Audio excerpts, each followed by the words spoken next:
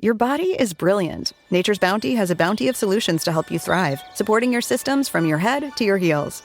Nature's Bounty High Absorption Magnesium Glycinate supports heart, bone, nerve, and muscle health, while just one hair growth capsule a day helps grow thicker, fuller hair. Delicious new Nature's Bounty Probiotic Gummies contain prebiotics and postbiotics, supporting gut health, regularity, and immune health. Nature's Bounty. It's in your nature. Learn more at naturesbounty.com. These statements have not been evaluated by the Food and Drug Administration. These products are not intended to diagnose, treat, cure, or prevent any disease.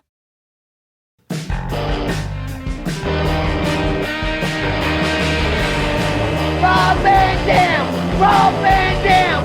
Rob Van Dam!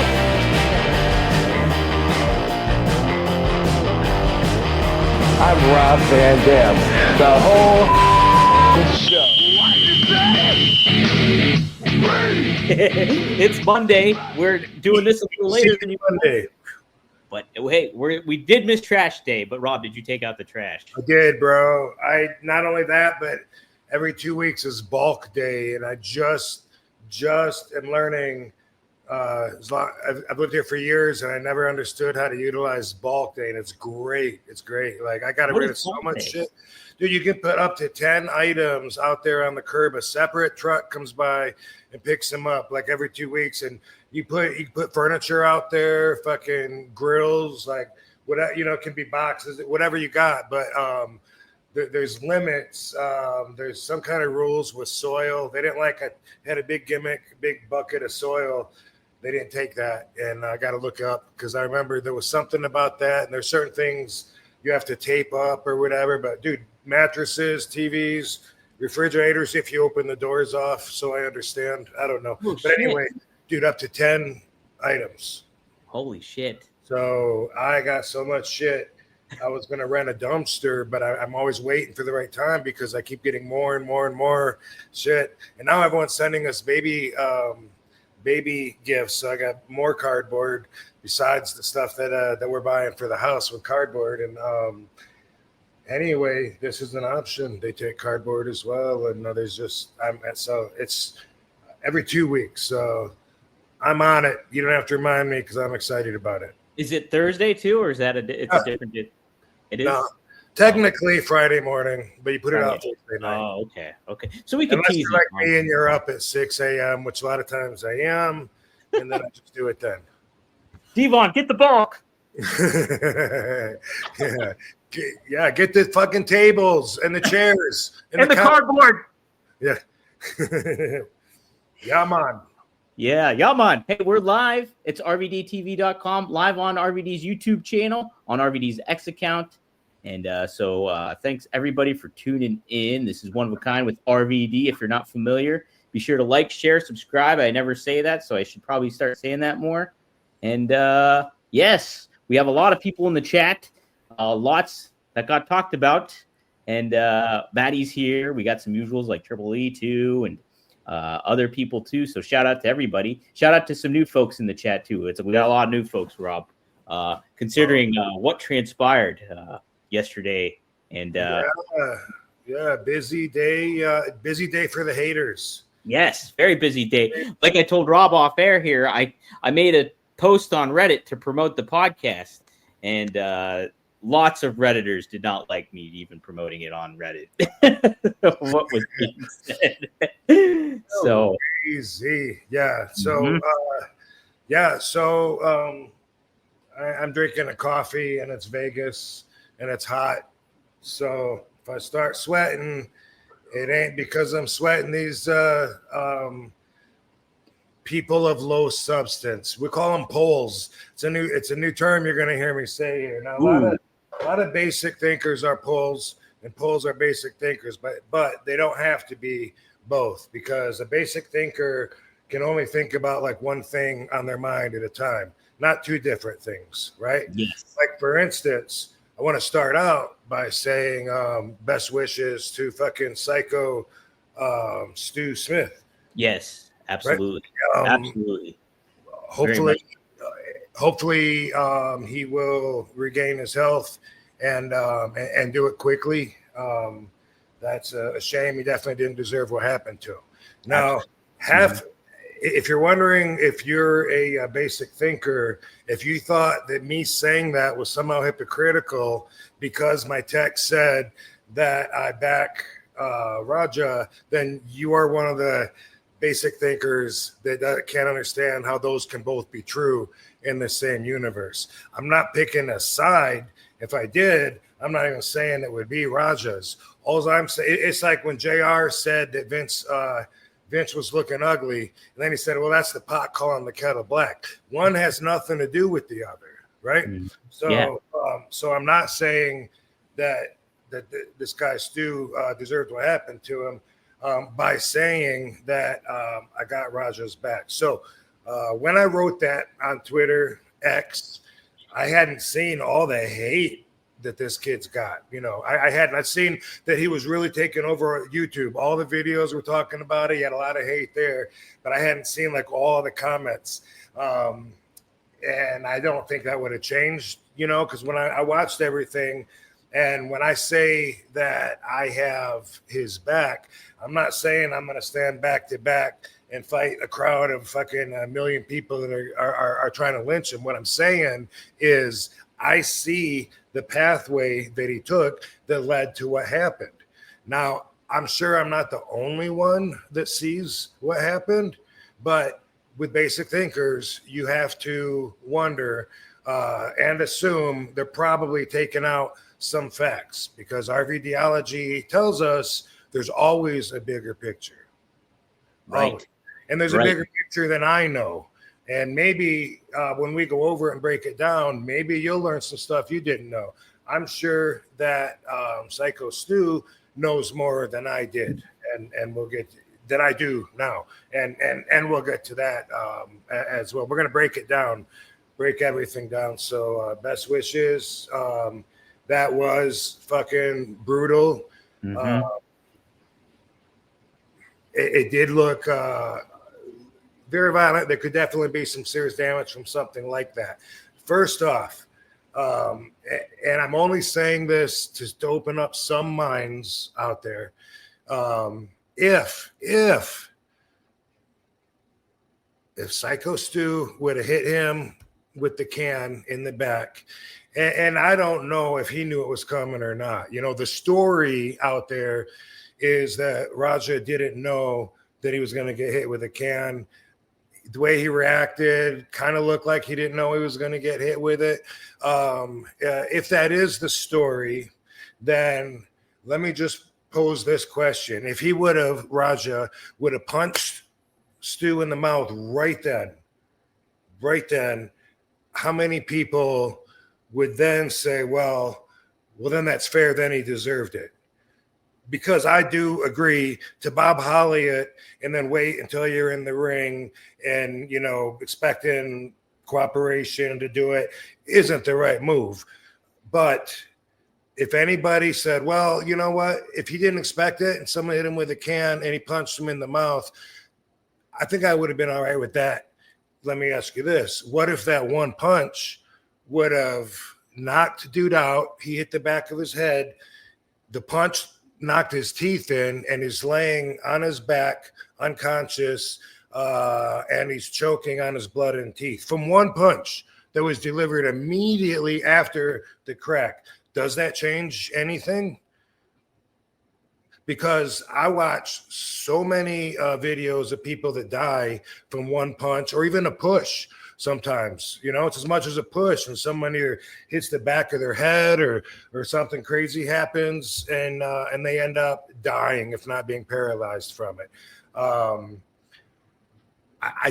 want to present that scenario out there because it seems to be accepted by everyone in the IWC that the hitting with a can, if he truly didn't know anything about it, wasn't a big deal. And this might be a case where the wrestling fans are going to tell me how it works in the wrestling business. Some of them might want to write in and tell me what a receipt is, you know, like, what do I know? But the wrestling dressing room is not an environment where somebody could go up to somebody that they don't know and hit them in the head with a can without them knowing it. Okay. Now, can you imagine like me with a chair in the dressing room, just looking like, hey, you're a wrestler? Crack, and smacking them in the head with it? That would not be acceptable. I wouldn't do, and a lot of people are like, well, there's a big difference between a little tap, and a lot of people want to call it a prop can. I don't know. But a lot of people, if they think, well, a chair smash to the head's a lot different. Is it? I mean, is it by the law? Is it if you're out on the street? You know, if you're on the sidewalk and you see, I don't know, let's say a gang of 4 black hood-looking dudes coming out from an album store or whatever, you go crack one of them on the head with that can. Do you think they're going to think, well, at least it wasn't a chair smash to the face? I mean, you know, that wasn't that big of a deal, because just being a wrestler doesn't make it okay. I can tell you this. I wouldn't expect, even the wrestlers that I know that are friends of mine, I wouldn't expect to be able to go up to them without them knowing, bam, and crack a can without them at least smacking me. Right. And now you're talking about someone that's not your friend, someone that you're seething over. As a matter of fact, someone that you're boiling over for the whole time, and you're thinking, this guy's trying to make me look like a bitch, right? So let's start at the beginning, okay? Right, so right. Raja doesn't know shit about wrestling. That's what I understand. I heard it from him saying on the stream before he gets to the event. He says, you know, my boy's got this wrestling event. I'm going to go and support. I don't know shit about wrestling, and I believe him. He says he's got concussion symptoms. His head is really fucking with him a lot, and he's been having an upset stomach. This is something that a lot of the haters want to blow off. They don't believe concussion symptoms are real, but they want to say I got CTE, and that's why I put that post out. You know, I don't know if they're trying to be funny, but you can't have it both ways. He's concussed, and I don't know the guy. He doesn't seem like he's this sharpest tool in the shed. Yeah. He doesn't seem attuned to things, you know?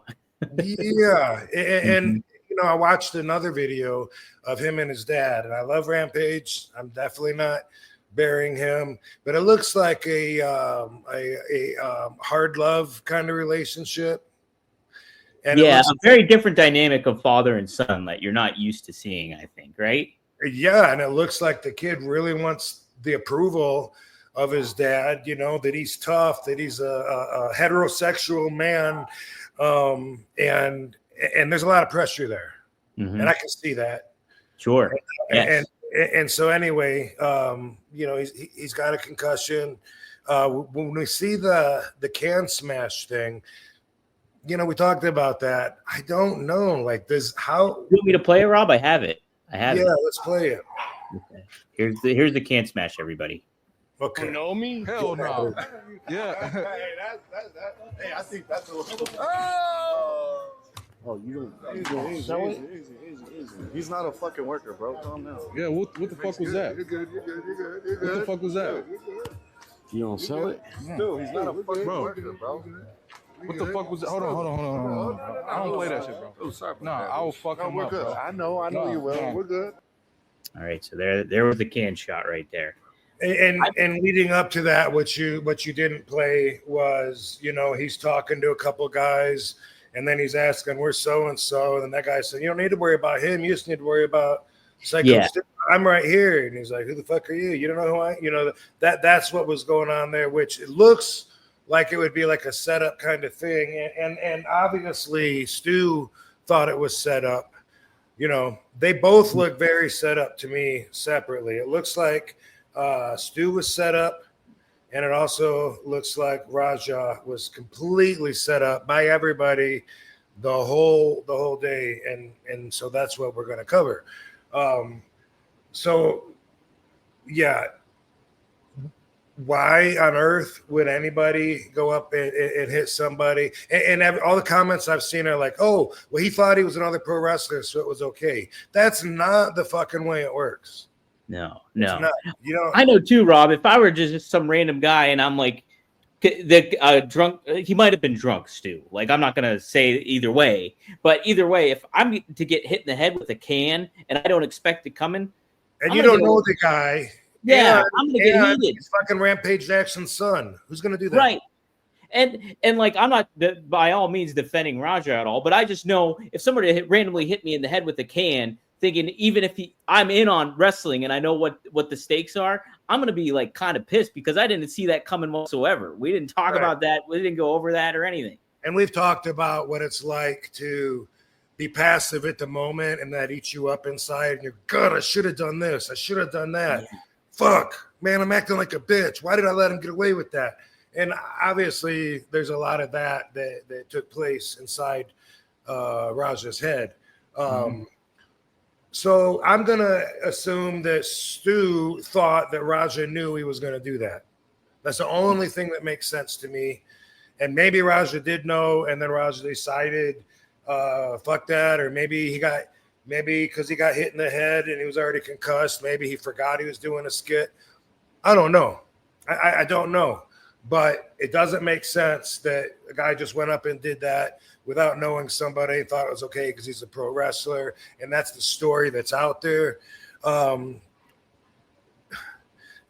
They end up making an agreement, shaking hands. From what I understand, Raja only accepted the apology reluctantly when they told him that he could get him back. Right. I have the handshake. Raja's not a wrestler. Mm-hmm. He doesn't know how the business works. He said he doesn't watch it. He's not into it. And they're telling him, you can get him back. You know, Black Pearl, that's the dude I see, Rikishi's cousin, sitting there. Saying, okay, yeah. Oos. Oos, we're always working. He thinks we're always working, right? You're going to be able to get your licks back. And he's saying right there, okay, as long as I get my licks back. And then he's in the front row on his phone, and everyone is, talking shit to him, stirring him up.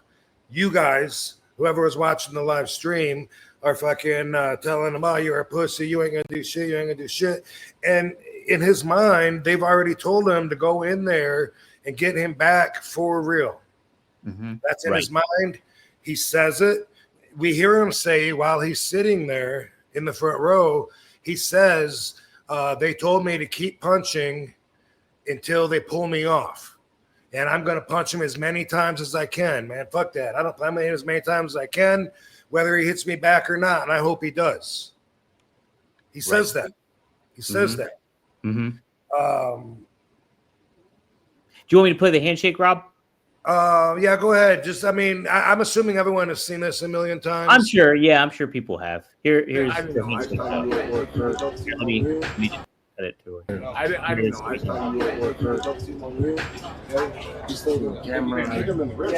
get it. We're working out. Well, he's gonna come out on your mat, Juice. I know you keep thinking we're working. We're always working. I get it. I get it now. Now you know what I'm saying? Yeah. We're always working.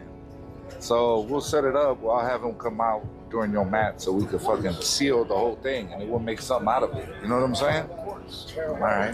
Well, now you just involved fucking Rampage himself because there's the clip there, the handshake. So it looks like Raja is under the impression he's going to get his receipt, get his. And by the way, I keep reading everywhere. Receipt is supposed to be equal. Let me tell you something when it comes to that. There's something in legal terms that's called like a proportionate response, right? I got asked about that when I was in court with G. Douche. The guy attacked me. Of course, he's going to get more beat up than me. And his lawyer's like, are you familiar with appropriate or proportionate response? And that means that in defending yourself, from that angle, you're supposed to do the same amount of damage. But are you telling me if you have a gun on you and I come at you with a knife, you're not going to shoot me? Is that what you're telling me? Mm-hmm. It doesn't make sense in theory as much as it does just to try to win a conversation a lot of times. True, what he did was way out of proportionate. He meaning Raja by, pummeling this guy's face in for getting the crack. Definitely, but in his mind, he is like, man, I'm going to beat this guy's ass. And I can tell you, I don't get there very often. But if you've convinced me that we're fighting and you've crossed that line, sportsmanship is out. I'm fighting to survive at that point. And that's not the same thing because he's in the ring and the guy's expecting him to work. But I'm just trying to explain because a lot of people that are giving their comments maybe have never been in a fight or they don't understand.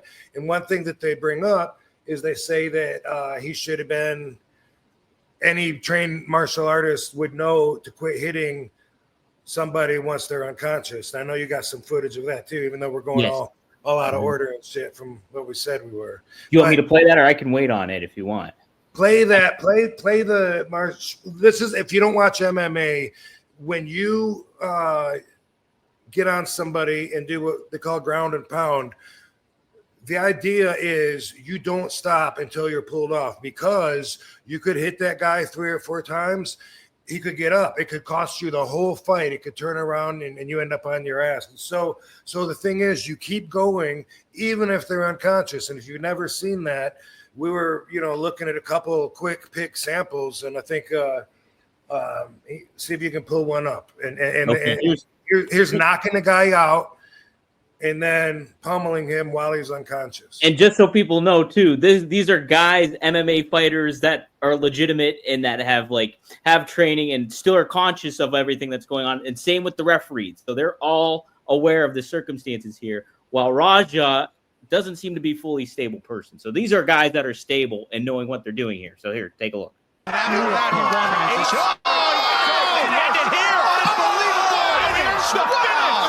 Well, there's the first example right there. This, Rob, I cut this one short, but this is the second clip. The house is being dropped. This could be over. Huge shot from Josh Hogan. And then here's that. Yeah. So the thing about that, I've seen some comments that they would know not to keep hitting if those aren't returned. I counted in the high 20s unreturned punches from this guy, even though you don't show it. Mm-hmm. And in Raja's, they keep saying 20 or 20. He misses 4 or 5 of them. Right. Here's the other one too, Rob. Okay.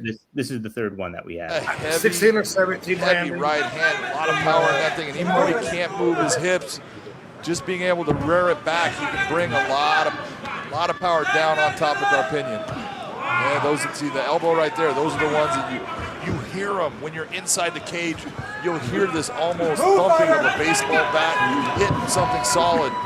It just alters your perception of a guy can only take so much of that. And that's what you're seeing right now with referee Jason Herzog. And he may stop this fight. And see, you hear him yell.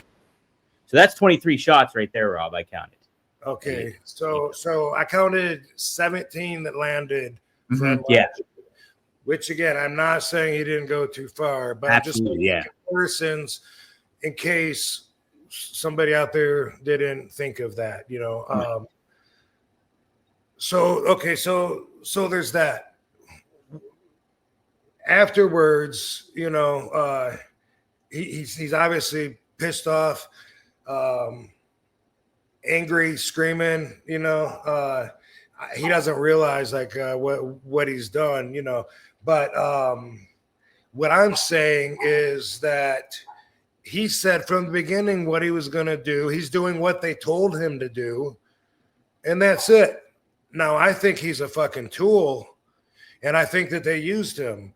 I think, the can thing happened, and then he was pissed. They said, no, relax. And they said, hey, we're working. You'll be able to get him back in the ring. Get him, you get him back. And then his buddy, which, you didn't show here, but I think everyone has seen the footage. His buddy, AJ, with the cowboy hat, is telling him, you remember what his receipt is, right? You get him a receipt, make sure you tag him out there. If anyone's upset, I'll come out there. And so when he's out there, I know everybody in the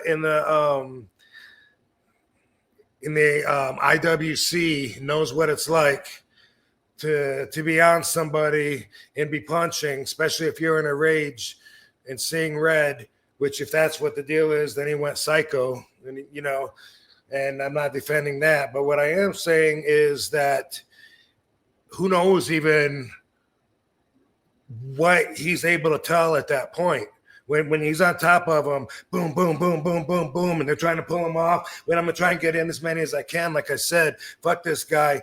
Like, he might not be like, oh, this guy's unconscious, and if I wasn't moving his head, he'd be holding still. He might not know that. And he lost it. It looks like he lost it. Like, yeah, there's nothing there, basically. It's rage. It's all rage and anger taken out on it. Like, but what I'm saying is what level of experience do you have to have before you can tell if somebody is when you're on top of them and you're hitting them and the ref isn't able to get you off of them? At what point of experience do you have the expertise to know, hey, you know what, if I stop, this guy's not a threat anymore. You don't even take the chance when you're competing. You don't want to take the chance. Sometimes you do. Once in a while, somebody will go to hit him, and then they'll do something really respectful, baby face it. That's great, but it's also above and beyond what I think is reasonable to expect fighters to do when they're trained to not take that chance and keep going. Now, again, I think Raja was a tool, and I think that he was used and set up. I think from the beginning – they told him, dude, it's cool. Go in there, fucking get him back, kick his ass. And then he said the whole time that's what he's going to do. The only thing he ever said to make me think any different was at one point he was like, I'm not even sure what I'm going to do yet, like when he was still thinking. But in his mind and then on the phone talking to everybody and stuff, he's saying, I'm going to get up there and fucking kick his ass. And he thinks that Stu is ready for him to kick his ass. They've agreed upon it. The kid seems, a little bit slow on the uptake, and I'm just saying I see what happened. They set him up, and he said from the beginning, this is what I'm going to do, and they pushed him out there. Pushed him out there in the ring and said, yeah, do it. Do it. You're thinking in too, all this backlog of him, and later on we see after the fact how he's still raging out, and he's like, everybody thinks I'm a bitch, and everybody's saying all this stuff. That was all pent up anger that's been fueled throughout that evening too. At the same time, where he feels like he needs to prove himself that he's a bigger man and everything to that effect. The guy is not stable. Like it was, and like him being perpetuated to think that this was okay to do and give his receipt, quote unquote, even though he's not a wrestler, and to just lay into the guy. This was all like I don't know if it was orchestrated, but it was certainly perpetuated in that regard. And like, that's the unfortunate aspect of it all, where it's just like, Stu was the innocent party in all of this, where, all that shit it got out of hand really, really bad. And I see people in the chat here just saying like, oh, well, this is like, ways to get clicks. It's not ways to get clicks or none of that shit. Look, this is what we were talking about. And show that tweet that we were going to show first. Sure. Yeah. The first thing here. Yeah. This is something that I got. Yes. Not tuning in, but actively thinking less of you. If you got a legit reason, say it in the same breath. But this looks like attention seeking for clicks. And I never thought I'd see this day. Bro, Gaetano, let me explain something to you. One, you're not doing an impromptu interview with me last night. Two, you're literally responding to me saying, I'm looking forward to having this discussion tomorrow on this platform that we have set up to have this discussion. And you're saying, no, I hate you. Dude, they're so quick to hate. So let me say this. The polls, people of low substance, these are fans that are like, you're a piece of shit, because my opinion is different than theirs. They go after Katie. They fuck your whole career and everything you stand for. Trust me, you people don't have any substance if someone having a different opinion than you turns them into a piece of shit. So of course I don't mind losing you. You're not even like real people. I mean, I would never try to gain your acceptance and try to have you as my people. You have no substance. And people that don't have substance don't recognize substance. People that don't have integrity in their life, they don't recognize integrity. So it bothers the hell out of them. They don't realize why I'm not getting canceled, and they just don't get it. Well, one guy said, this is not the hill to die on. This ain't a hill. I'm not even stubbing my toe on this one. This is just RVD telling everybody, don't be afraid to have your opinion if it's different, even though they're all going to bully and troll you, because they're all stupid anyway, or else they would realize that it's okay to have an opinion that's different than theirs. And everything that I've said on this podcast so far, I would say it again if we went back and talked over it again. So, you're not my people if you have so little substance that a little drop of water fucking makes you all wet. And you're like chameleons and you'll be a different color. You probably already changed your mind just during this program, because that's how low substance you are. And people are saying too that Raj is not a kid. No, technically he's not a kid, but your brain isn't even fully developed until you're 25 years old as a male. 26, 25 or 26, and he's like, I think he's only 25. You're and right. so, and like, look, so I mean, he doesn't have the full mentality or capacity that other people do. Something I noticed was, and I said that to Katie too when we were talking earlier, man, he sure does act a lot younger. Like when on the other videos too, like when he's talking to his dad, hanging around and they're joking around and everything, he seems,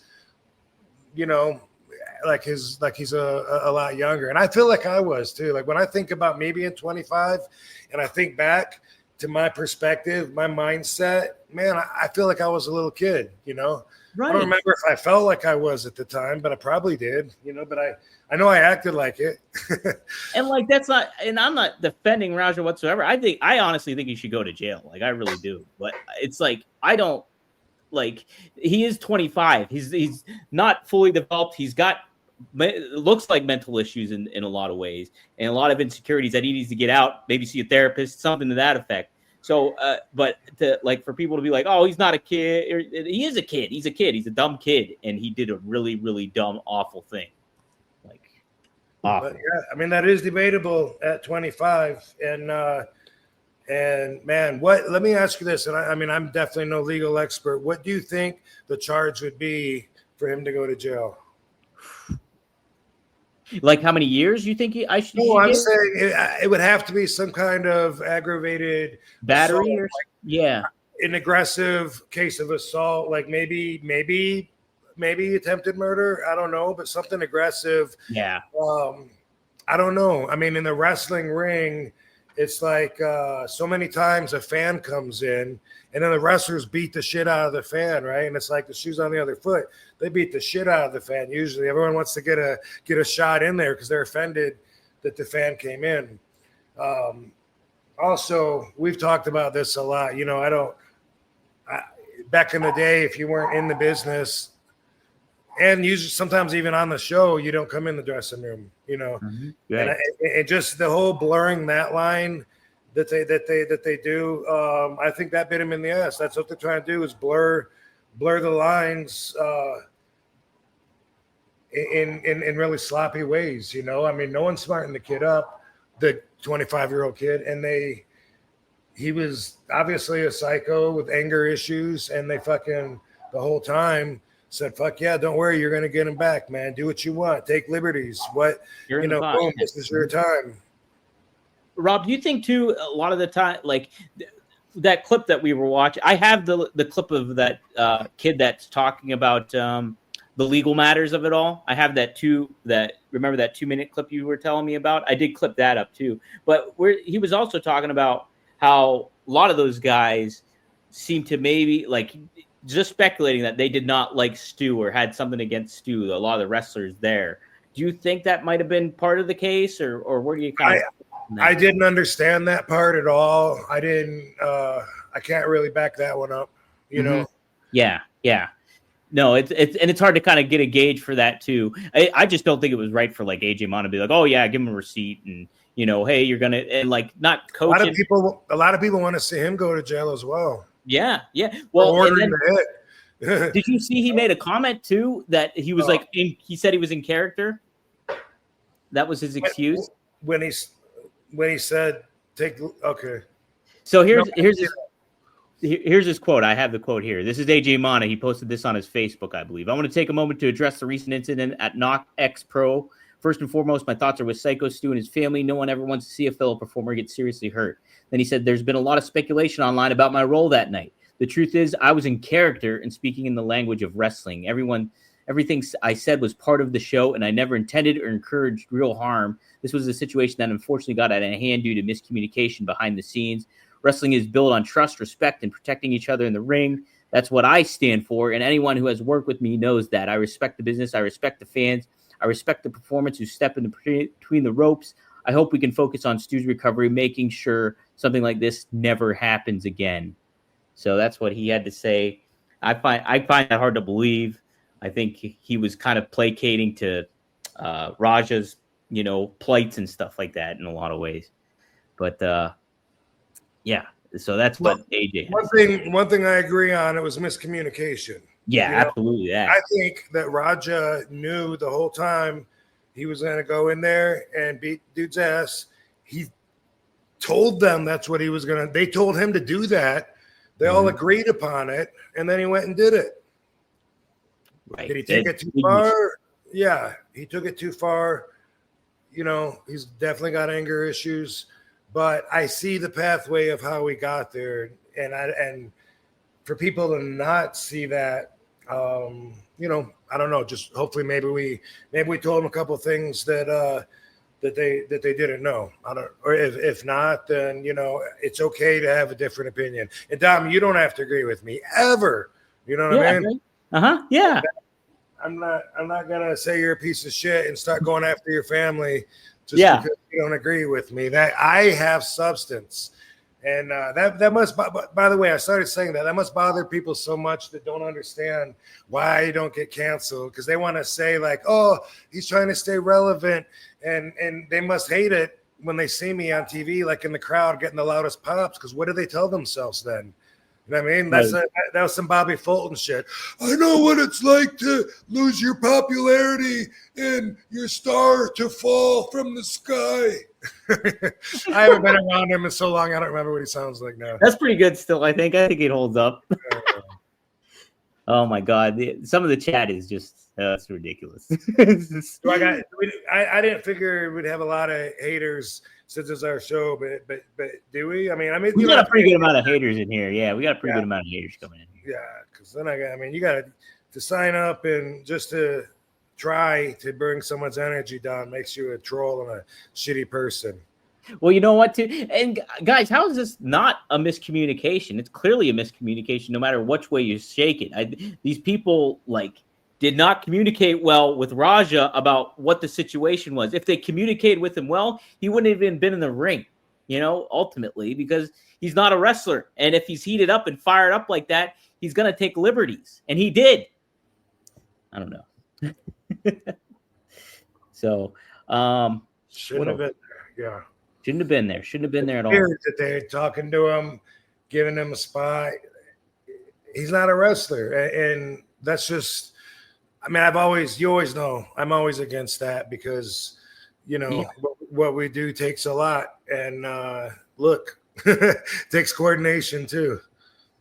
Matthews Thomas says I'm losing money. Matthew, I don't have money to begin with, so how can I lose money? Thanks. Wait, Wolvie in 4 says RVD may never get Hall of Fame if he doesn't change course on supporting Raja, the guy who attempted to murder Syko Stu. Don't worry, I'm already in. Wolverine. Hall of Fame 2021. So people, I don't get it. Jeez. Oh man, this is some fun stuff. Thomas says tip for me to grow a spine. Okay, I'll note that. The hate on here is it's just good. It's continuing on here. It's good. Do you want me to play what that kid had to say too, Rob? The kid with the lawyer mom. Well, yeah, see what you clipped out of it, because I know like that was where I learned that he was told to keep hitting him until he was pulled off.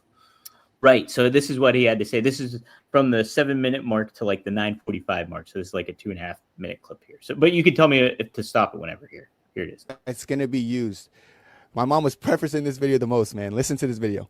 Tell you guys this. They told me to hit him and just leave. Somebody will pull me off of him will leave. I'm telling you.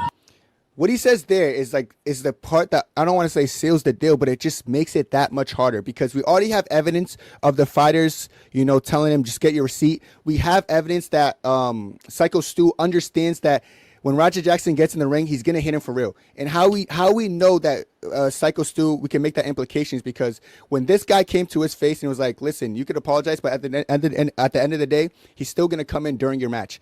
Now, when a wrestler hears that, they're not gonna be like, "Oh, he's gonna come in during my match just to fake hate me." Because the way this guy gave the warning, it wasn't giving a vibe like, "Oh yeah, he's just gonna come to the match and fake wrestle me." It was giving the vibe that, "Listen, you could apologize, bro, but he's still gonna come in during your match." I get it. Still, we're gonna work it out. Well, he's gonna come out on your match.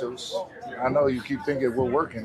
So he's like, yeah, like still, you can apologize. You still come out during your match, so you can keep thinking we're working, but still, you got to understand, Which is, I don't know why they don't like Syko Stu. Like I said, I don't know. I don't have information behind the scenes, but that's from what I'm hearing. Syko Stu 100% understood that when Raja got in the ring, there was going to be some kind of receipt.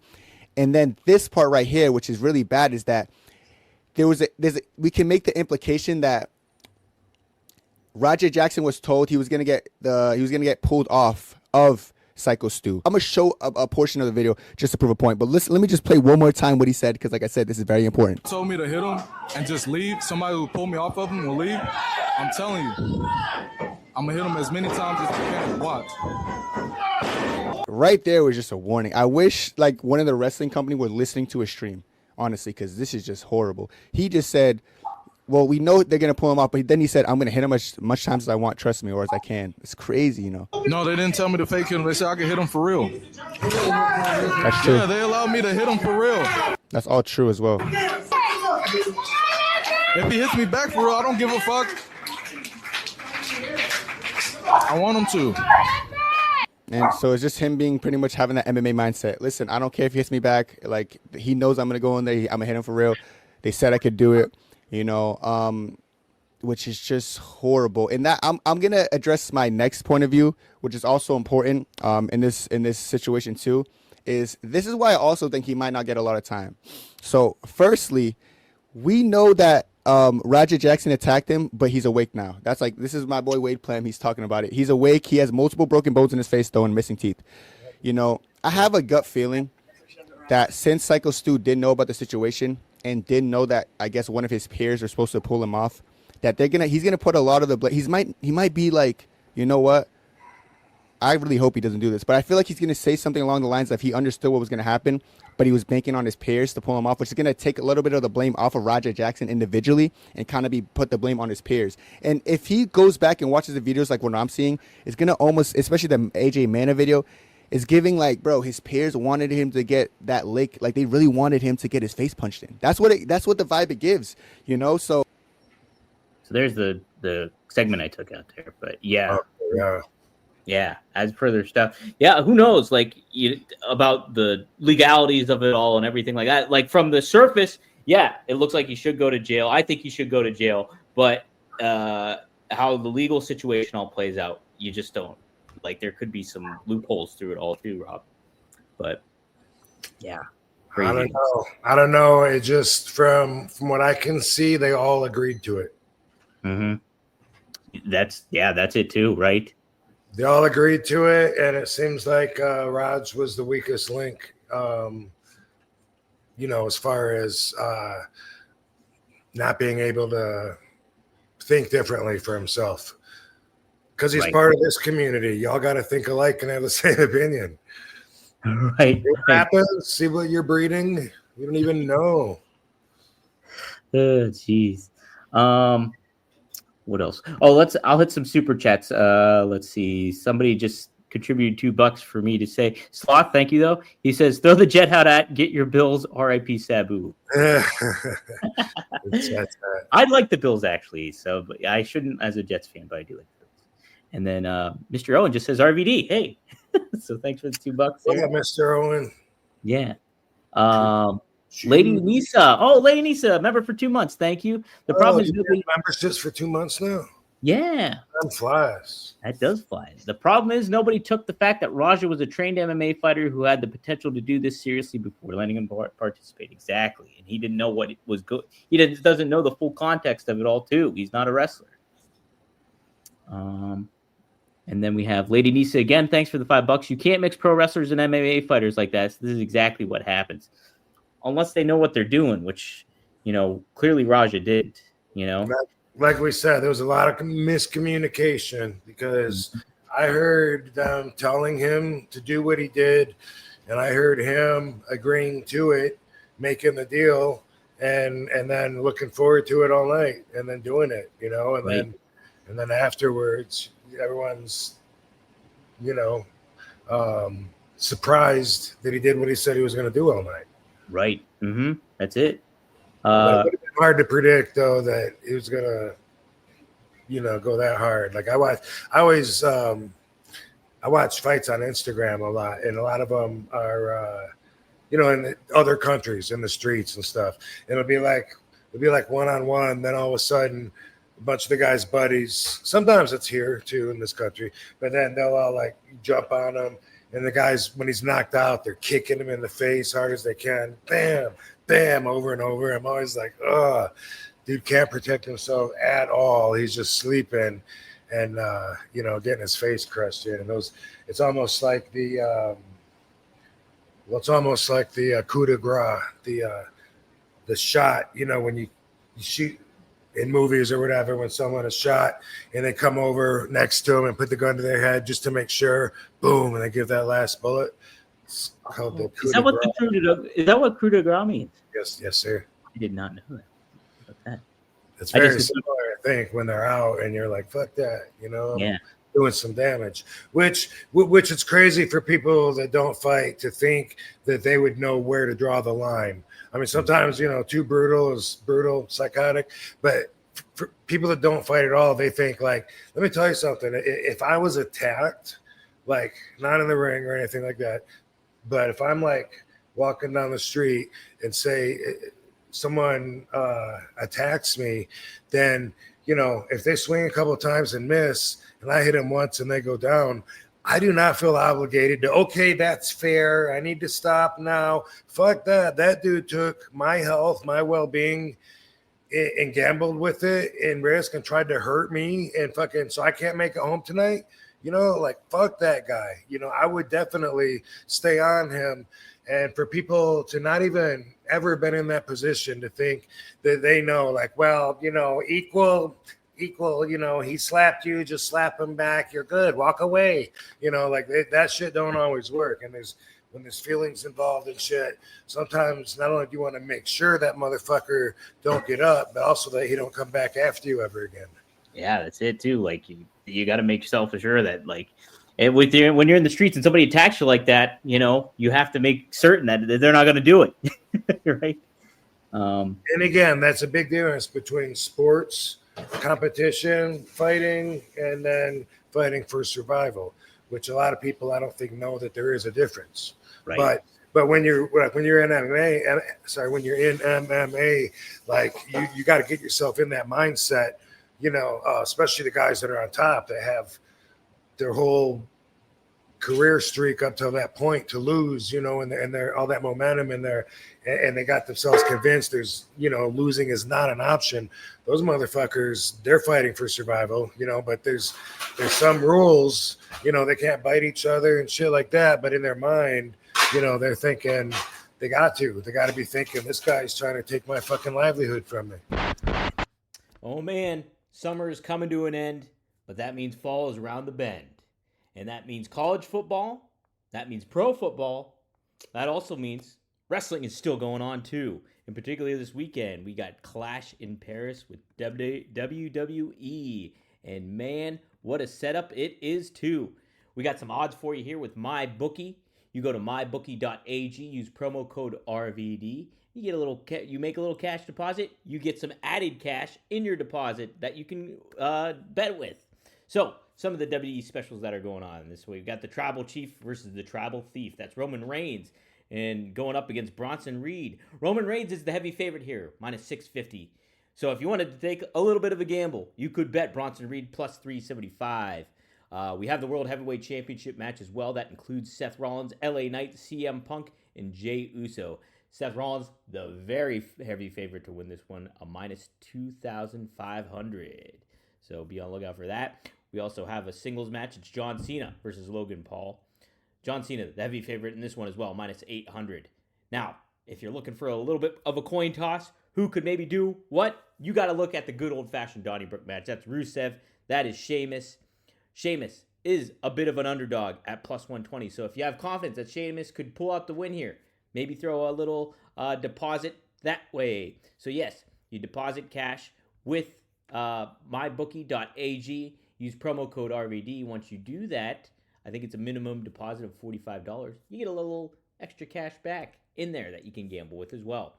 So do it to it. Go to mybookie.ag and use promo code RVD and get that added incentive for MyBookie this weekend. WWE Clash at Paris. Check it out. That's it. Or my life. Yeah. Rick Hayes, thanks for the $5. He says it's a work. Definitely wasn't a work. There's that theory too. Yeah. Steve Soleil. Good to see Steve again. Thanks for the $5. He says, thanks for always being one of a kind, Rob, and not giving a F about brain dead marks that all think alike. Never change, Rob. Good to hear from you, Steve. Yeah, thanks, brother. Yeah, Ryan Woodridge, thanks for the $2. Rob, did you ever wrestle Chainsaw Charlie in WWE? No. Who is Chainsaw Charlie? I don't even know. Terry Funk. It's Terry Funk. Oh, no. Mm-hmm. Nope. Was it like a Leatherface gimmick? Basically, he wore pantyhose over his head, and then he came out with a chainsaw. It was all Terry Funk's idea. They wanted him to, I think, just come up with a gimmick, and he's like, I'm going to be Chainsaw Charlie, because there was Cactus Jack, and he came out with pantyhose on his head, and then came out with the chainsaw. It was all. But Brian Lee was already doing that way back. Like, was he Leatherface? Was he? Yeah, was he? Okay. Yeah. Because he was one of them. Tex Slazenger was Leatherface also. Oh, really? Yeah. I forgot he was a wrestler, even, Rob. Because that was the actor, right? That you worked with too. No. You're thinking of Randall Tex Cobb. Tex Slazenger, Dennis Knight, Midian. Oh, Midian. Yeah. Yeah, thank you. Okay. That makes more sense. Yeah, okay. That's all that CTE and weed you got, Dom. That is, man. That's what's happening. No, it's sad. It's sad. You're falling in front of us. I am. Look at that, guys. Sad. Too many hits to the head. I did get a concussion when I was in. Did I tell you this story? This is kind of a funny story. I got a concussion when I was in high school. Ballet class. Yeah, well, kind of basketball. I don't think so. I was okay. So this was senior year of high school. Practice just finished, and I'm a horrible basketball player. I just rode the bench the whole time, like I never played. But like, oh yeah, right. Thanks. So we go downstairs. There's a group shower and everything like that. Where's this story going? Watch out. So obviously I'm like 5'4", so I'm very short. And we're all getting in the shower. I have the center who's like 6'4", Mark Caslow, shout out to him. And there was a ball sitting in the shower stall, just hanging out like just a regular ball. So I took the ball and I threw it at one of my teammates, Mark. And I started running out of the shower. I slipped on the drain and hit my head off the concrete. Boom. I was out of it, man. Like, Mark, we're both naked, and he's way taller than I am. He helps me up naked. Marcus, my younger brother, is upstairs. He has to go get him. Teabag you while he was picking you up? I don't remember, Rob. He might have. I know, right? So he had to go. My younger brother had to go up there, and like I had to go to the hospital that night. This is before they knew a lot about concussions at this time too. Like, so it's like 2002-ish, you know. And so like they're like, don't fall asleep, and I just keep repeating myself over and over. I go to the hospital. I miss school the next day. And so that was the only, knock on wood, the only concussion. It was pretty wild and kind of hilarious in a certain way. But, how long did the symptoms last? How long? Not long. They only lasted like overnight. By the next day, I felt pretty okay. But yeah, I didn't have too many symptoms after the fact. Like, I'm always curious. I was diagnosed with OCD, so I'm always curious if that elevated my OCD over the years or anything like that. But I don't know. Like, overall, I feel great. So, cool. yeah. You froze a couple times, so try not to do that. Did I? Oh, I can't be doing that. You know what? It's probably long-term effects. That's the long-term effects of the concussion. Yeah. Rob, so I guess before we close out on this, I do want to say too that Stu is. They are going to look for I think a GoFundMe is getting set up for him. So if there's something that does happen, I'll be sure to share that out with everybody. And I know that big YouTube streamer, Mr. Beast, I think he's going to help him out too. So hopefully, who is that guy? Mr. Beast is like, I guess he does video gaming stuff or something to that effect, where he like streams and stuff like that. A lot of like kids like and watch his streams and everything. He has a character on Fortnite and all this stuff. So he's pretty popular like with the younger demographic and everything. So what's up, Katie? Hey. How's it going? Good. I just working out. Oh, nice. Yeah. Nice. Good job. Cooking dinner now, doing my housewife stuff. All right. How any baby checkups that happen? Wednesday, we get to see him then. All right. I felt a kick for the first time, so that was pretty epic. Ooh, nice. Yeah. I saw your Facebook, I think it was, where the ultrasound thing, which was cool. The up close of. Oh yeah. We'll get new ones Wednesday, and they've grown a lot since then. That's awesome. Yeah. Heck yeah. Rob, I guess though, before we close out on this topic too, do you want to just lay it all out how you feel about the whole situation, just so people are just completely cognizant of it all? Or I think that everybody agreed to what was about to happen, and it was miscommunication. Everyone had their different perspectives of what was to take place, and the fans are ridiculous. The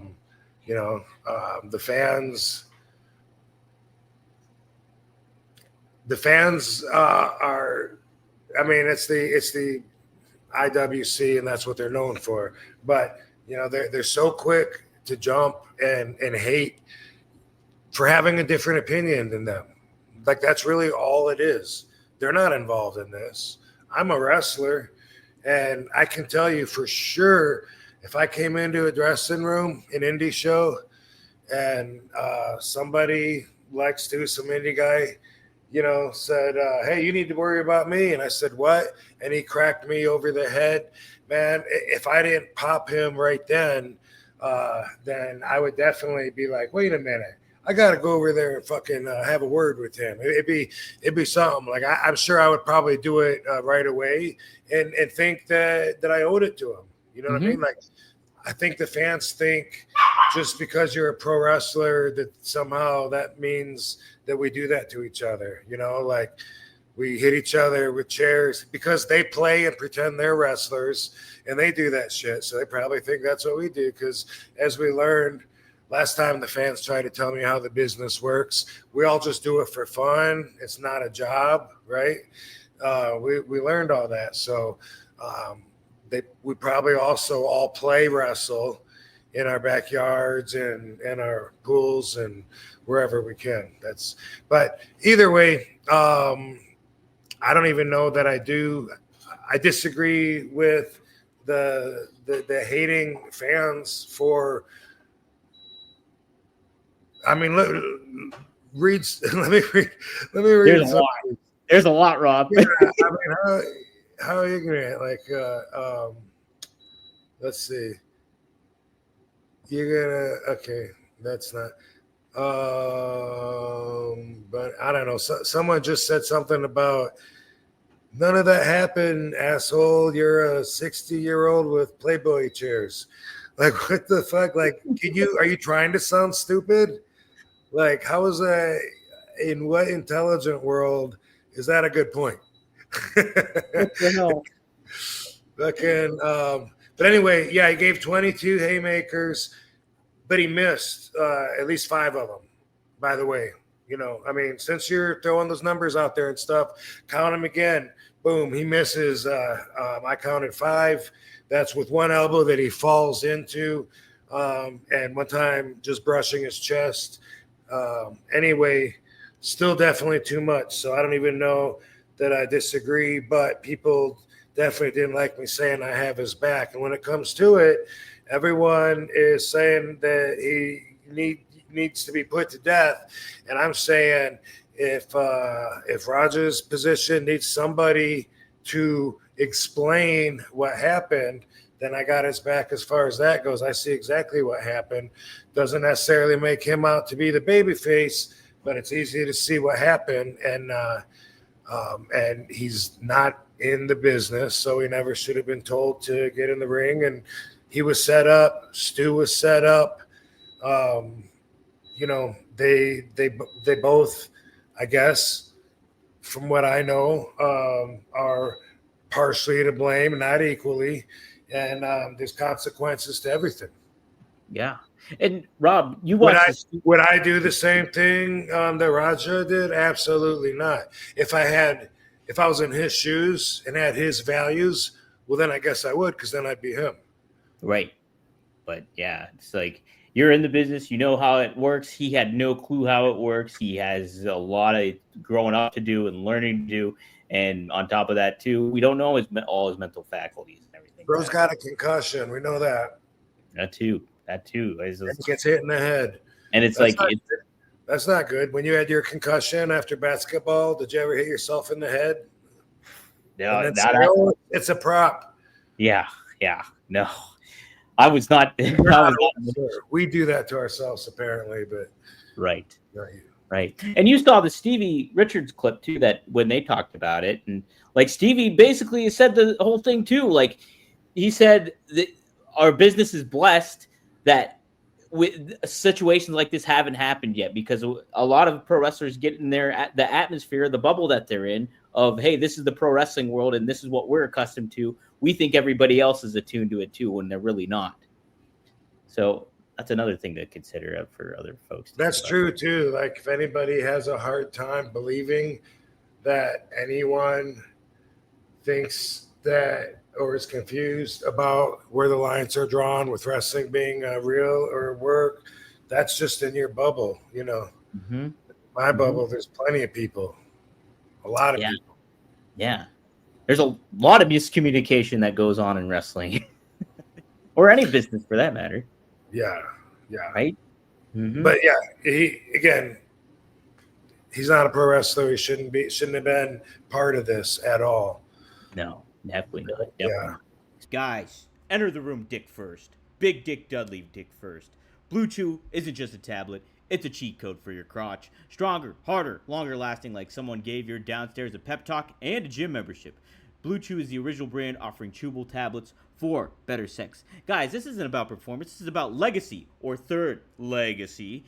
Give our group chat something to talk about. You know, when you lay it down, they're talking about how it gets up. Nothing makes you more of a legend than a little Blue Chew. Discover your options at BlueChew.com. And we got a special deal for our listeners.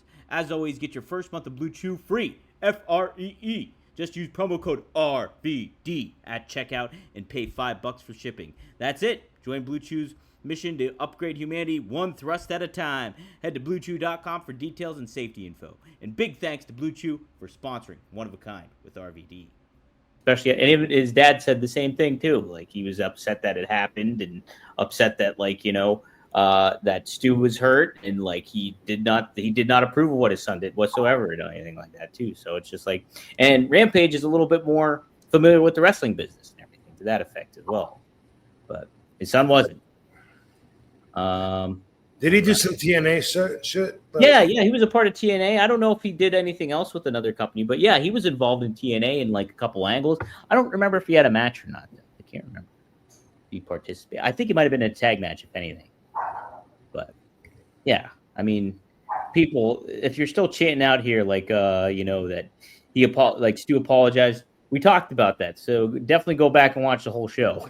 Matthew Thomas says, RVD, you're embarrassing yourself with this defense. I'm not embarrassed at all, bro, Matthew Thomas. So right. I get that you don't agree with me. What have I said that's even questionable? I can't even imagine, because all I've been doing is dropping the facts. Right. Boy, some of these quotes are hilarious, though. Like how mean, just brain dead they are. It's pretty good stuff. Yeah. Rob, another thing I wanted to talk about too that I pulled up, I shared with you. Forbidden Door occurred over the weekend. I did hear overall it was a good show. People liked some stuff. I'll admit I did not watch the show. I haven't had time to, but I did catch some clips online. One that AEW in specific posted, and it is a moment with Darby Allin. And I will pull it up when I find it right here. Let's see if I make sure I get the right tab. I think it's this one. Is it this one? No, it's this one. All right. And so that is not what we're looking at. Those are my notes. And this is it here. Okay, so John Mox, you see it on here, Rob? Yeah. Yep, totally. Oh my God. Disgusting. Okay. Oh my God. Who's that selling it over off the screen? Is that Cesaro or? Yeah, that's Cesaro on the side there. Throwing up. All right, so there's. Oh no, the other side. Oh, that's Gabe Kidd right there down below. Okay. Yeah. So there was that, guys. Rob, I thought I was completely disgusted by that whole thing, and I don't consider that wrestling whatsoever. And I thought it was one of the worst things I've ever seen in wrestling. I'm sure there's a lot, but from what I saw, I thought it's a turn on. It's a no for me, bro. It's a big no for me too. Yeah, it's a no for me, dog. Yeah, that turns me off. I don't want to see it, but obviously there's wrestlers that do want to do that. They want to express themselves that way, and fans that do want to see it. And these are some of the same fans, by the way, that are blaming me, that are hating on me. Some of these same fans can't understand how me and Taz, I think Dreamer might have even said how we're not fans of the gross death matches that don't involve wrestling because we're ECW. So how could that be, right? We went over that before, and it was like that blew the fans' minds. But these are the same fans that think if you grow up eating meat and then you become a vegetarian, what does that make you? A hypocrite. That's what a hypocrite is to the basic thinkers. That's it. So really enjoy, teaming up on me or whatever. I don't mind. You guys aren't even a scratch on my forearm, and you guys know that too. So, but I do appreciate the people that are not full of hate and negativity. And I even saw one that said that I'm totally against what Roger did, but I'm open to hearing other arguments or something. It's like, dude, give that guy a ribbon. But you don't have to be. You can choose to want to hear whatever, but you came to my show, to my platform, and for what? To throw tomatoes at me and shit, and then tell me that I'm hurting myself. How long? These same people have been thinking that since I first came up with all petite wrestling.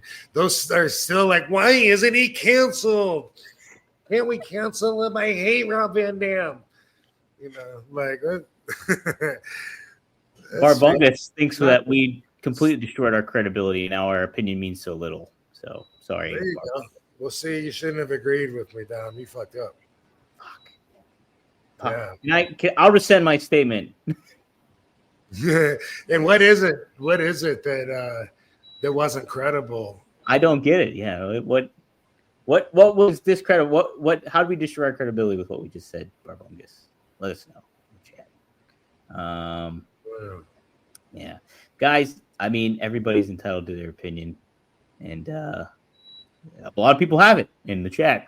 So we got it. Say I'm from Michigan, like, well, that's Matthew Thomas.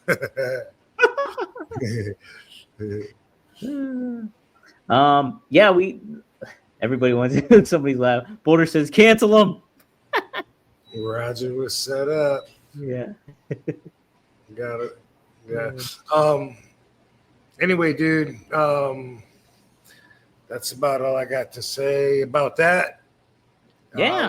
We'll see what happens, but it sure is smoke in the headlines everywhere. It sure is. A lot of people are talking about it online here and giving their opinions as well. So, I mean, everybody take into account what everybody says and then make your own decision. Wow, how's that sound, huh?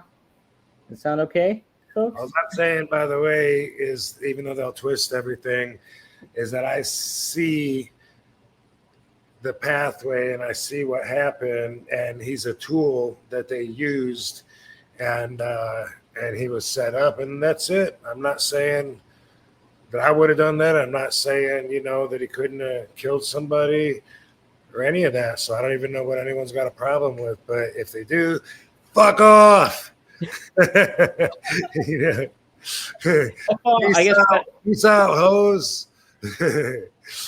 So this is a super chat. Somebody sent this in. Oh, did I cover it? No. Okay, we got a couple of super chats that I missed. Maddie says, smoke them or choke them. Dom knows. Moo Man says hi. So hi to Maddie, hi to Moo Man. Yeah, Rob, Maddie told me a story that he had to choke out his brother. His brother showed up hammered, and he literally choked him out and heard him snoring. Yeah, well, make sure you release him, and he'll be all right. Don't hold him too long in that choke. Yeah, right. I mean, that's the thing, but yeah. Did you know that driving under the influence of marijuana is illegal? That's right. Driving high can get you a DUI. And if you're wondering if law enforcement can tell when you're driving high, well, everyone else in your life can. Your friends can tell, your coworkers can tell, even your parents can tell. So what makes you think law enforcement can't tell? Well, they can. If you feel different, you drive different. Drive high, get a DUI. Paid for by NHTSA. If he snored, it sounds like he was recovering. He was doing it all right.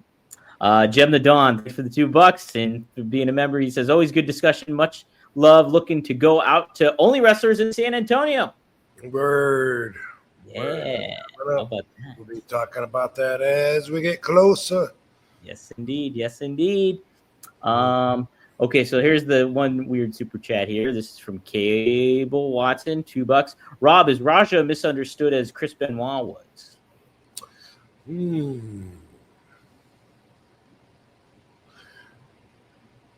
As Raja is misunderstood?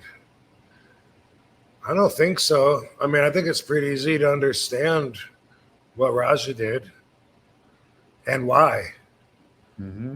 With Chris Benoit, I don't think anybody knows why the fuck he did what he did. So I would say no. I mean, I'm treating that like it's a serious question. I don't know if he's being serious or he's trying. He might be trying to make a point. I don't know, but yeah. But to answer that though, I think I think you could see what Raja did. We wouldn't make the same choice unless some of us are psychopaths, right. Which probably a lot of fighters are. That really, but yeah, with Chris Benoit, totally misunderstood on a huge level, because who understands it? Who understands it? Who can comprehend that? Like, I appreciate the question. Yeah. Yes. But like, could someone that could be like punched like that, could they be capable of fucking murdering somebody? Absolutely. Right. If your brain turns off and you're just unloading on somebody and you're not, you just don't know. Instagram, a wrestling historian. Thanks for the Canadian $2. Hey, have you ever given a roundhouse kick to a crazy fan, Rob? Not to a fan, but I've told this story before. It was in one of my RVDologies where one time when I got jumped in a bar in Savannah, Georgia, he wasn't a fan. There was fans around, but this guy, for some reason, was some reason I was a punk. That's why, because this was when I was in my early 20s. I'd wear a tank top and go around, thinking I was like jacked, and want to challenge myself, which I look at now as being very dangerous. But, as we said, in my early 20s, I was pretty young-minded. And anyway, I had an Army buddy, Eric, and Eric was smaller than me, and he would often run his mouth, and then we get people pissed and then say, well, you got to, fuck with my big brother, Rob. And this was one of those situations. And something happened, some scuffle that was near me, but I had nothing to do with. And I was by the bar, and this dude comes up to me because I saw the scuffle, and then I'm like drinking my beer, trying to look tough. This is probably 93 or 94, so I'm probably 23-ish. Anyway, the guy comes up to me right in my face, and he goes, what was that? What the hell happened? And it confused me so much, I didn't realize that he was setting me up.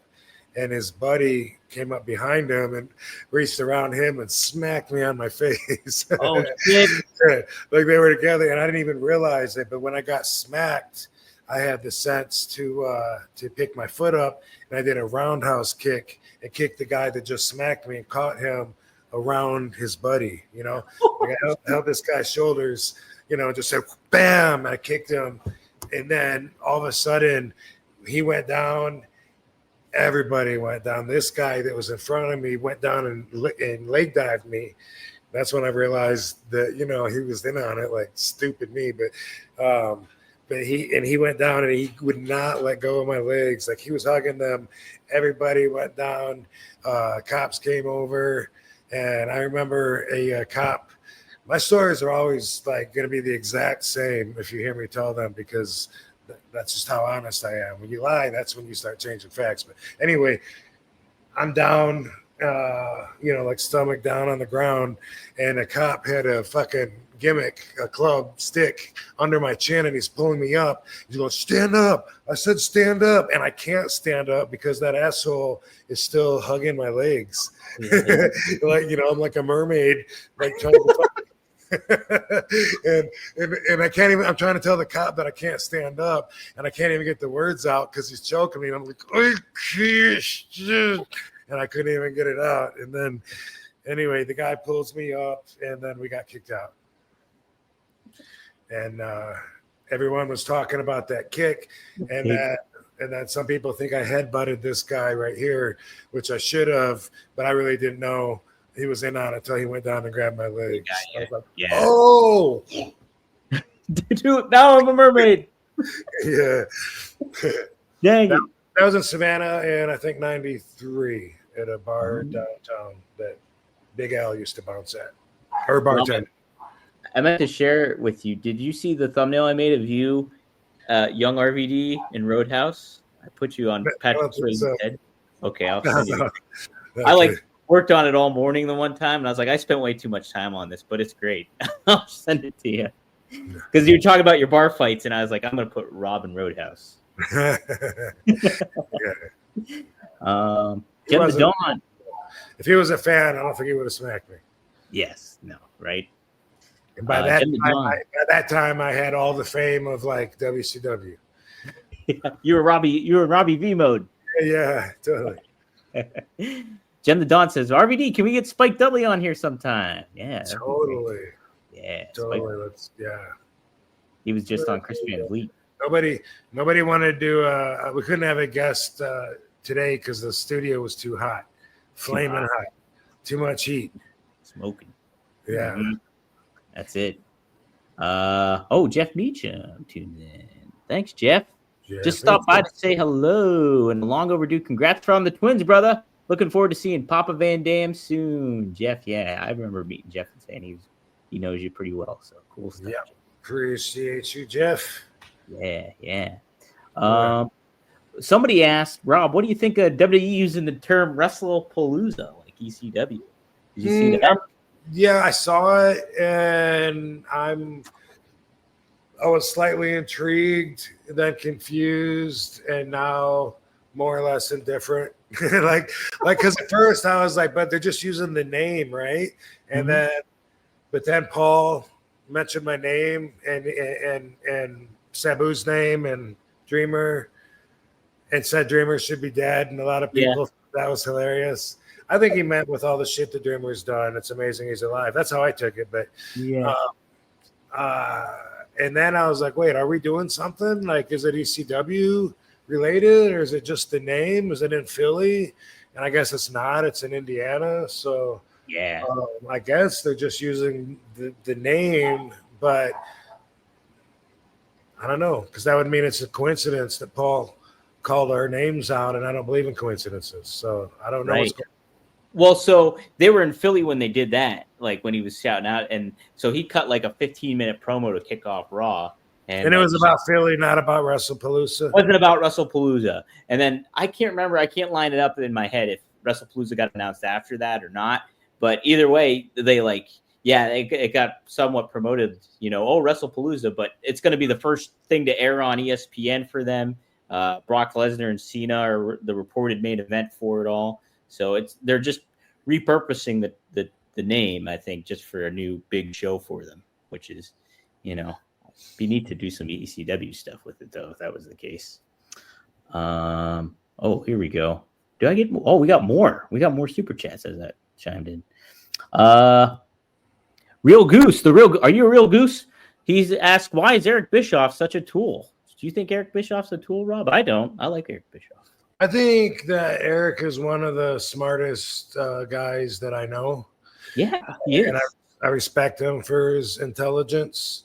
I think he has like a bit of an aura about himself that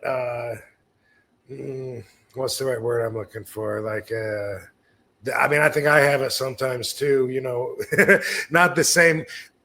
For him, it's more about being smarter, but I'm looking for a word here. It begins with a P, and I think that sometimes if you think a lot of yourself, or you think you're better than everybody else. Anyway, Arrogance? No. Begins with a P, motherfucker. I know it does. Word game. Begins with a P. Pompous. Is that it? That is the word I was looking for. And I don't think that he's pompous. No, I don't either. Don't take him, but self-assured. But I think like the way that I feel his energy, I feel like he holds that back. Like I don't feel like he's pompous, but I feel like from his perspective, like I feel like he knows that he's smarter than everyone else, and that he has to keep it in to not come across as arrogant. And I don't even know if that's true or if that's just, my own psyche when I'm around him. But I like him, and he's always been really cool. But kind of also always had that impression, and maybe it's because he's so successful. Maybe I'm intimidated by his success. But I mean, I knew him when he was a ring announcer in '92 in WCW. I remember talking to him in the men's room. He came up to me and asked my hometown and weight so he could announce me that night, and then and then we started talking about martial arts for some reason, like kickboxing and this and that, and then he fucking took over the whole company, and then he was in a position to sell it. Even it didn't happen, but remember, we was going to sell it to Fusion, and remember that shit. Anyway, and him and Jason Hervey they had a production company. They were doing all the Scott Baio show, and I think they did Hogan Knows Best. They had a bunch of sitcoms anyway, and I just think that the guy really. He's very, very, very, very smart. Let me put it that way. Super smart. And he makes a lot of predictions that kind of hit the nail on the head when it comes to like the future of wrestling and what goes down. Like as far as him being a tool, I don't know him as that, so I'm not sure what they're referring to, but I mean, he gets some some headlines that make him look like that. But, you know, if you people are judging people just from the headlines, you're not even hearing them talk, then you're one of the people that thinks that I bash AEW, which I've never done. Yeah. There's more to, there's always a bigger picture. Always a bigger picture. Always. You never have all the info. But I've seen some headlines, you know, that say like Eric Bischoff trashes Tony Khan or something like that. And I didn't even click on it. I don't even know what it was. But right away, it's like, I mean, that's a turn off. Trying to get a lot of times the video clips and the headlines seem to tell their own story and make it sound like that's all he's about, is trying to trash AEW. And maybe he is, I doubt it, but I'm just saying that's from picking that out. And I could see where fans, especially that are hyper protective of the AEW product, could just read those headlines, or maybe it is what he says, but I could see where they could not like him in that way. And I don't know if they're saying he's a tool because of that. But otherwise, I don't know. I think that's maybe where they're going with it. I can't. Good guess, right? It's a good guess. I think it's a good guess. I think Eric is just, I love Eric. He's one of my favorite people in wrestling. Like, and I'm friends with him. I've interacted with him plenty of times and everything like that. And he's such a nice person. If you meet him in person, he's great. And the thing is, when he gives his opinion, he's very blunt. And he kind of, sometimes he goes over the top with it, I think, because he has fun with it and he enjoys, you know, the feedback he gets with it. So I think a lot of people take him really, really seriously. But he's very, like to what you said, Rob, he's very smart. He knows what he's talking about. And yeah, he's self-assured about what he has to say. And a lot of the times he's right. So yeah, well, there you go. Cable Watson follows up, and this is an intriguing question, Rob. This is regard to Raja again. He says, who's more to blame, the event organizers or Raja? Well, you know, when I wrote that tweet, dogs are going hyper. When I wrote that post on X, I started it by saying so far, and I said, I got Raja's back. What I mean by so far, that's to imply we don't know everything yet. I don't know everything. I haven't seen the whole picture, and I never will see the whole picture, but I'll definitely see more than I see right now. What I see right now, I think that the promotion is going to be behind everything that happened. That's what I saw. That's what I see on video. Is they're behind everything. They set everything up as if this guy's a wrestler, but he's not a wrestler.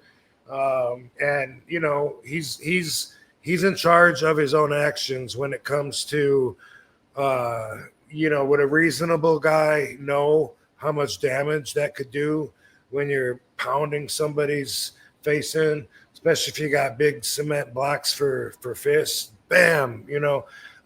He should have known that, yes. So both of them, you know, he should have known. He definitely went too far, but it seems like everyone in the promotion agreed with him, including Stu, is what it seems like.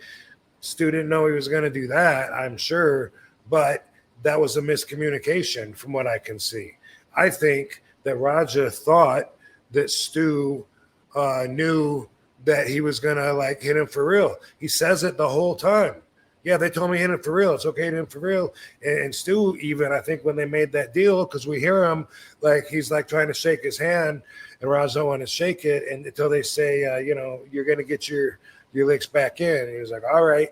Nobody knew Raja was thinking, you know, I ain't holding back at all. I'm going to fuck this dude up. But he's saying that through the whole thing. Yeah. I don't want to.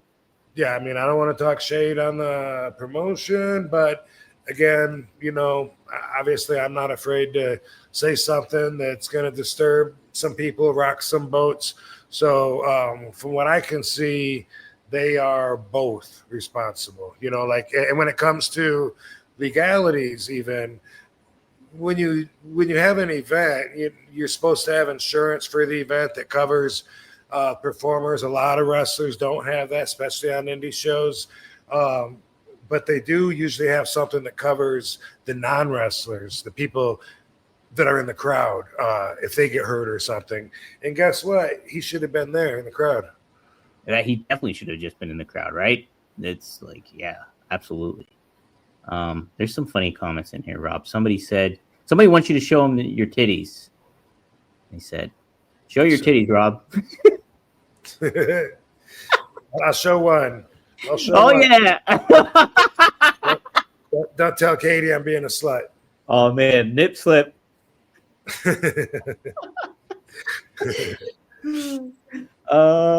It's time to nair, by the way. I'm a furry bear right now. How often do you nair? It depends. Like if I have a lot of off time,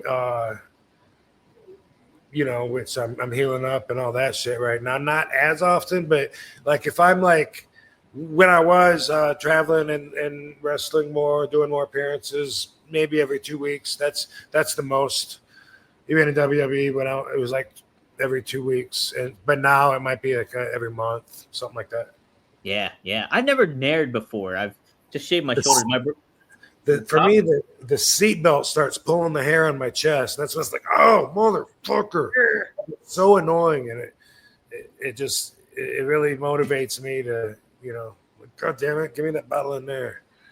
Hey, Rob, what if the main headline coming out of this episode is that you showed your titty on RVD shows nipple. Shows his nipple. Everyone will go, it's CTE and pot. He's a pothead. He's showing his. That's what weed does to you.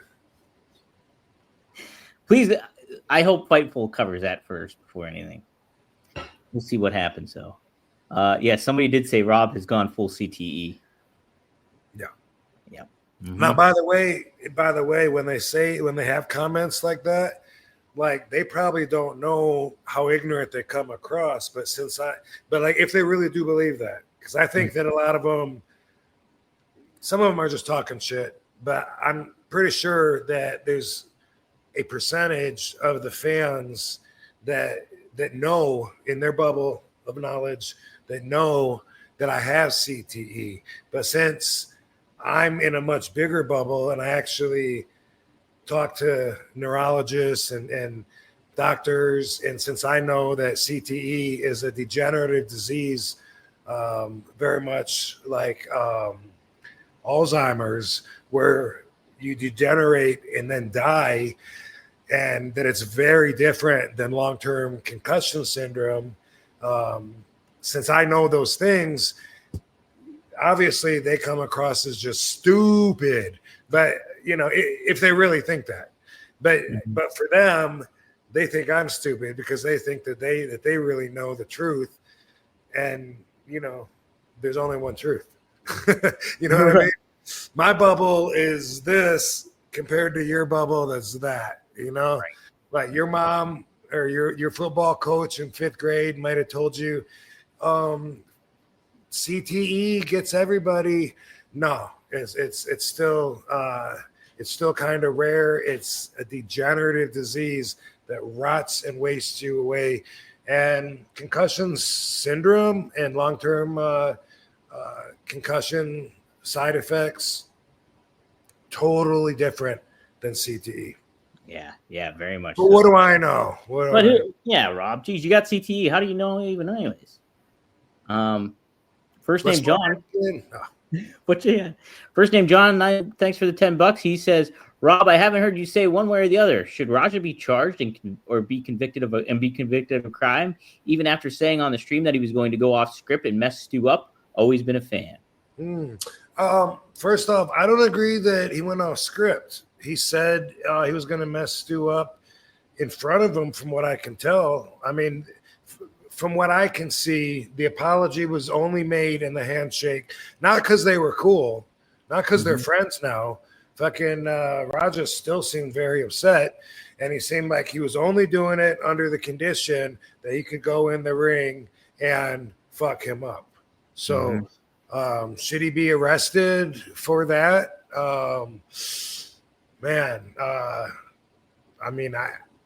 I'm not obviously a legal professional. And I go back to, I guess the charge would be an aggravated degree of assault. And you know what? Maybe putting that guy in jail might prevent somebody down the road from getting hurt even worse.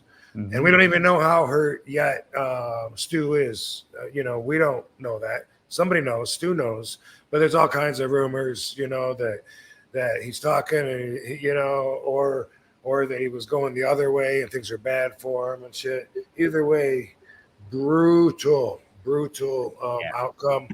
And man, that this happening could prevent something worse happening down the road. So I think that whether it's jail time or some kind of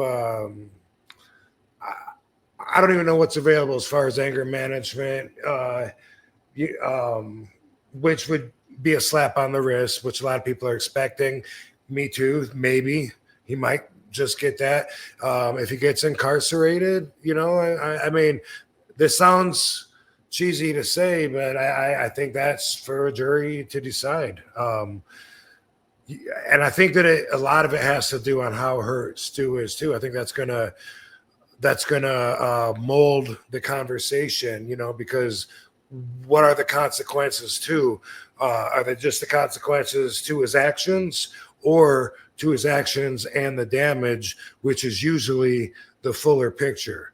So I'm going to go with probably at this point, I mean, he probably should. It's weird in the wrestling universe, like I said, fans get in the ring, they get arrested for trespassing. Mm-hmm. I don't know if you know that or not, but they do, and get beat up by all the wrestlers. Everyone that can get a shot in hits them hard as they can, because they don't want that to ever happen. They want to discourage it. This guy, Raja, did he sign something to say he could get in the ring? Did they have him as an official part of the show, or do they just tell him loosely, do this run in, get back at him, fuck him up? I don't know. You know what I mean? If he signed something, what did he sign? Would that be a waiver? Would that be something that would mitigate his accountability at all? I don't think so, but I don't know. And I think these are questions that would be asked at some point by a legal professional. Yeah, it's going to be really interesting to see how this does play out, because I mean, you would think that he would have a very good law team considering the amount of money his family has, and so like how much can the attorneys come into play and find some ways around it to kind of get him out of trouble. But at the same time too, you see the visual evidence of it all, and geez, it's right there, and like holy shit, like Stu is defenseless, could not defend himself, and he's getting laid into like that. It's like jail time it would be best for him, I think. It might be the first time that I can think of where somebody got arrested for damage they did in the ring. Yeah. I mean, do you know of another? I mean, like Tyson bit Evander Holyfield's ear off. I don't think he did any time for that. No, he didn't do any time. He didn't. No. I'm sure. In wrestling too, I don't think. What's that? In wrestling, I don't think there's been anything where it's just like, nope, you're going to. Yeah, I can't. No, Rob, I don't think so either. Groundbreaking times. Was Hannibal? Do you remember that Hannibal incident? Yeah, where he stabbed the referee or something. Yeah, where the referee got assaulted. Yeah, that was really bad. Yeah, maybe. Jeez. But yeah, okay, if it was like an actual big, say it's WWE or something, no one's going to get in the ring unless they're on paper. Right. Part of that paper is going to be releasing accountability. How many wrestlers do we know that have gotten hurt and then got let go? Like Test when he broke his neck or whatever, and they were just like, all right, allegedly, when you get it fixed, if you're feeling good, call us back. And, man, they're probably going to let him go anyway. If they did that, I would think he couldn't have been on the top of their priority list to treat him like that. But anyway,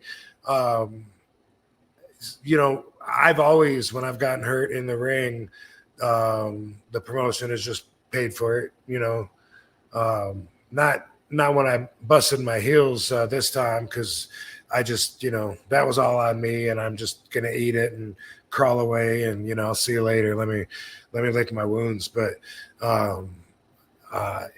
that is a factor, though, that, a lot of people might not realize, but there is responsibility and accountability that is placed upon certain people at an event for just such a thing as somebody getting hurt, something like this happening. Like, it's someone's position to take that accountability. And I'm not trying to say that Raja shouldn't take accountability for his actions, but I'm thinking that that's a factor. Someone's going to be sharing them. The show should be sharing the responsibilities of what happened, at least anyway, in my mind. Yeah. I mean, there's accountability across the board with, I think, a lot of this, Raja and the promotion included and stuff. And we saw too, I shared that with you too, that Knox Pro is no longer a WEID program either. They got moved to that tag, and they were one of those schools that had that for it. So, it's funny when you mention that, when Raja is in the front row and it shows him on the camera and he's like talking or looking at his live stream and, talking, I ain't playing around, man, I'll fuck him up and all that. It shows some of the worst wrestling in the ring. Oh, really? I'm not even watching. Pretty bad. Yeah. It happens before he gets in there. Oh, and man. I remember thinking, like, maybe that also had something to do with why they got canceled. None of this is good. Go back and watch it. It's totally worth it. Oh, man. Okay. I'll have to check it out. Here's a question, $2. I love you, Rob. What's your favorite tag team match? Thanks, Elusive Man. I'm just going to go with what popped up into my mind. And, oh, damn. You know what? I was going to say the Orient Express and Shawn Michaels and Marty Jannetty. That was some good shit back in the day. But also the British Bulldogs and the Hart Foundation. Oh, yeah. At the heart of my fandom when I was, going to the live shows and real excited about it. Those guys and the Killer Bees, Iron Sheik and Nikolai Volkov were another tag team at the time. Like, all those guys would work each other and put on just, the most entertaining matches, cage matches, all that shit. Hell yeah. Hart Foundation and British Bulldogs, man. That's money tag team right there. Stampede Wrestling days even too. Yeah. We'll close it out with this one, and this is a good one. This is from Seth. He says, "No, Katie, we riot." Well, Katie's back there. I'll be back next week. She'll be back next week. There she is. That was really hard to do. Yeah. Well, cool, Rob. This has been a fruitful episode, I would say. Yes, I enjoyed the conversation. As always, thanks, Van Dam fam. And y'all have an awesome week. Haters keep on hating. Haters just keep on hating, everybody. If you want to hate, hey, like this channel too, and subscribe and hate us, on a regular basis. Why don't you? We'll probably be back in a few days since this is last week's episode, huh? Yeah, this is getting posted tonight. So let's get it. Yeah. All right, cool. All right. Peace out, Luz. See you guys next time here on One of a Kind with that guy, RVD, and KT. Woo! Woo!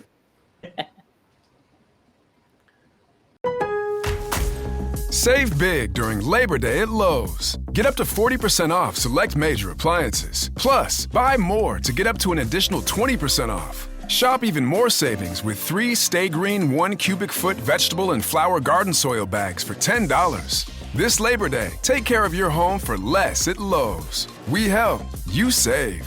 Valid through 9/3. Soil offer excludes Alaska and Hawaii. Selection varies by location. Select locations only. While supplies last. See Lowe's.com for more details.